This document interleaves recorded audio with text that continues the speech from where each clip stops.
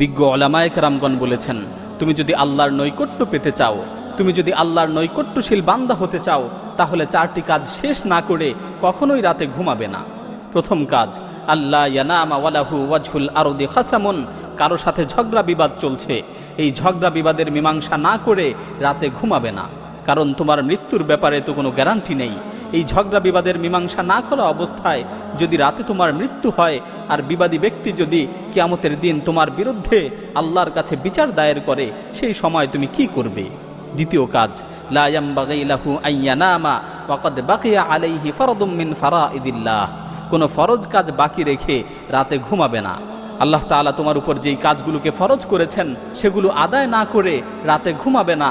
মনে করো এশার নামাজ, এটা একটা ফরজ বিধান, তুমি এশার নামাজ না পড়ে রাতে ঘুমিয়ে পড়লে আর রাতে তোমার মৃত্যু হলো, তো তুমি এই ফরজ নামাজের ব্যাপারে আল্লাহর কাছে কি জবাব দিবে? তৃতীয় কাজ, লা ইয়ামবাগি আইয়ানামা মা লাম ইয়াতুব মিন যুনুবিহি আল্লাতী সালাফাত মিনহু, গুনাহ থেকে তাওবা না করে রাতে ঘুমাবে না।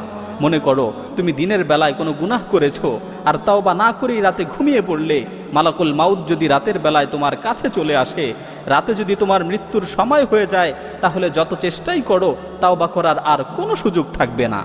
চতুর্থ কাজ, লা ইয়ামবাগি আইয়ানামা হাত্তা ইয়াকতুবা ওয়াসিয়াতান সাহিহা, ঘুমানোর পূর্বে উত্তম একটি ওসিয়ত না লিখে ঘুমাবে না। কারণ তোমার মৃত্যুর তো কোনো নিশ্চয়তা নেই। রাতের বেলায় যদি তুমি মৃত্যুবরণ করো, তাহলে ওসিয়ত করার আর কোনো সুযোগ থাকবে না, তাহলে ওসিয়ত করার আর কোনো সুযোগ পাবে না।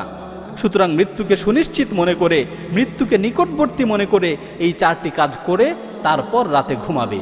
যদি তুমি এই 4টি কাজ করতে পারো, তাহলে তুমি আল্লাহর নৈকট্যশীল হতে পারবে।